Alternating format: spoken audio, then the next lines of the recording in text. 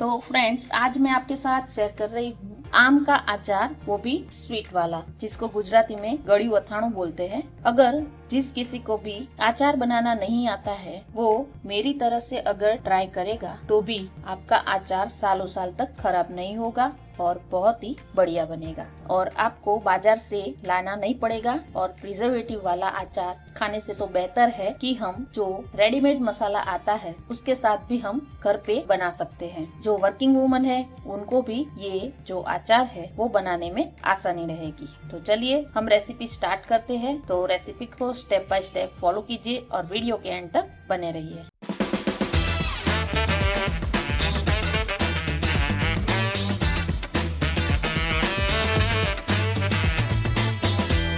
तो फ्रेंड्स, अब ये हम अचार बनाने के लिए जो आम लेके आए हैं उसका पीसेस जो कट के आए हैं उसमें से हमें जो बड़ा लगे उसको छोटा कर सकते हैं। अगर आपको बड़ा चाहिए तो आप बड़े ऐसे ही पीस रहने देंगे और फिर इसमें से जो भी गुठलियां या कुछ भी कचरा हो उसको हमें निकाल लेना है और इसमें से ये जो हिस्सा है उसको भी हम निकाल लेंगे, क्योंकि हमें अचार जो है वो पूरे साल तक चलाना है। तो इसीलिए हमें ये सब छोटी छोटी बात जो है वो हमें ध्यान में रखना जरूरी है। इस तरह से ऐसा कचरा जो निकले वो हमें निकाल देना है। अब इसमें हम 2-3 बार पानी डाल के अच्छे से वॉश कर लेंगे ताकि जो धूल मिट्टी और कचरा हो वो निकल जाए। आप देख सकते हो कि पानी कितना गंदा निकला है। तो अभी भी हम फिर से इसको 2 से 3 बार वॉश कर लेंगे। अब ये प्रोसेस 2 से 3 बार रिपीट हो गई है तो अब हम इसको पानी में से निकाल लेंगे। अब इसको हम थोड़ा सा सुखा लेंगे। अब स्टील का कोई बर्तन लेंगे, इसमें हम ये आम के जो पीसेस है वो हम डाल देंगे। 5 से 6 स्पून जितना हम सॉल्ट ऐड कर लेंगे। 1 टेबलस्पून जितना हम हल्दी ऐड कर लेंगे। अब इसको हम अच्छे से मिक्स कर लेंगे। अब ये ऐसे उछाल कर हमें ये प्रोसेस 3 से 4 बार करना है। तो अभी हम ढककर रख देंगे, फिर कुछ घंटे के बाद हम फिर से ये प्रोसेस करनी है। तो ये प्रोसेस हमें कल तक इसको ऐसे ही उछाल उछाल कर करनी है। तो अभी इसको हम ढककर रख लेंगे। तो फ्रेंड्स, आप देख सकते हो कि ये जो आम के टुकड़े हैं उसका कलर चेंज हो गया है। 3 से 4 घंटे हो गए हैं। अब हम इसको फिर से ऊपर नीचे ऐसे उछाल लेंगे। तो इस तरह से हमें 3 से 4 बार करना है। अब हमारे जो ये आम है उसका कलर चेंज हो गया है, उसको हम निकाल लेंगे और पानी अलग कर लेंगे। तो इस तरह से हमें इसको छन्नी में छान लेना है और ये पानी को हमें फेंकना नहीं है। इसको स्टोर करके हम रख सकते हैं और कोई भी अचार बनाए तो उसमें हम ये पानी डाल के उसमें भिगा सकते हैं। अब इस तरह से मैंने नीचे पेपर बिछा लिए है और ऊपर कॉटन का कपड़ा बिछा लिया है। अब यहाँ पे हम ये जो आम के टुकड़े हैं उसको हम ऐसे एक एक करके फिर उसको 3 घंटे के लिए सुखा देंगे।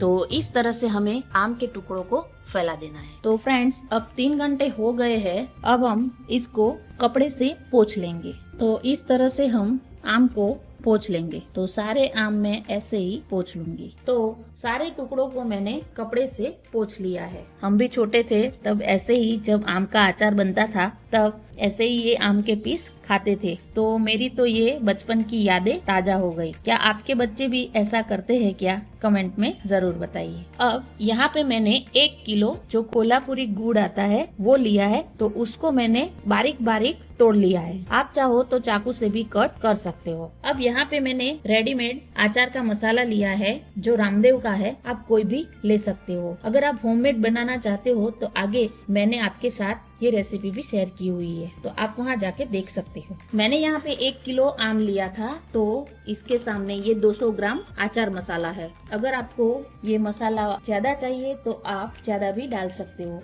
बट इतना इनफ है। तो अब इसके साथ आम के टुकड़े भी ऐड कर देंगे। अब ये सारी सामग्री को हम अच्छे से मिला लेंगे। अब ये सामग्री को हम 5 दिन ऐसे ही ढक के रख देंगे और दिन में 2 से 3 बार इसको मिक्स करते जाएंगे। और अगर आप ज्यादा मीठा खाना पसंद करते हो तो आप इसमें 200 या 300 ग्राम गुड़ और ऐड कर सकते हो। और अचार बनाने में थोड़ी थोड़ी जो छोटी मोटी टिप्स है वो आप ध्यान रखोगे तो आपका भी अचार सालों साल तक खराब नहीं होगा। तो फ्रेंड्स, जो लोग ऐसे बोलते हैं कि हमारा जो अचार है वो हमसे अच्छा नहीं रहता, खराब हो जाता है, तो मैंने जो टिप्स और जिस तरीके से दिखाया है वीडियो में, इस तरह से आप फॉलो करोगे तो आपका भी अचार कभी भी खराब नहीं होगा। जो छोटी छोटी बातें हैं वो ध्यान में रखोगे तो आपका भी अचार सालों साल तक खराब नहीं होगा।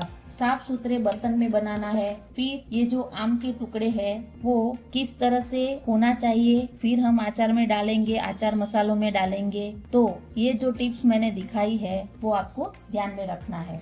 तो अब हम तेल गरम कर लेंगे। तो मैं यहाँ पे पीनट्स ऑयल का यूज कर रही हूँ, आप चाहो तो सरसों का यूज कर सकते हो। तो 200 ग्राम जितना मैं तेल ऐड कर रही हूँ और तेल को हम अच्छे से गरम कर लेंगे। और तेल को इतना गरम करना है जब तक उसमें से धुआं ना निकले। आप देख सकते हो कि उसमें से धुआं निकलने लगा है। अब हम फ्लेम बंद कर देंगे। अब हल्का सा गरम है, अभी भी धुआं तो निकल ही रहा है बट थोड़ा सा गर्म है। तो उसमें मैं 1 दालचीनी का टुकड़ा और 3 लौंग ऐड कर रही हूँ और उसके बाद हम 5 से 6 जितना लाल मिर्च ऐड कर लेंगे और 1 से 1.5 टेबलस्पून जितनी सौंफ ऐड करेंगे।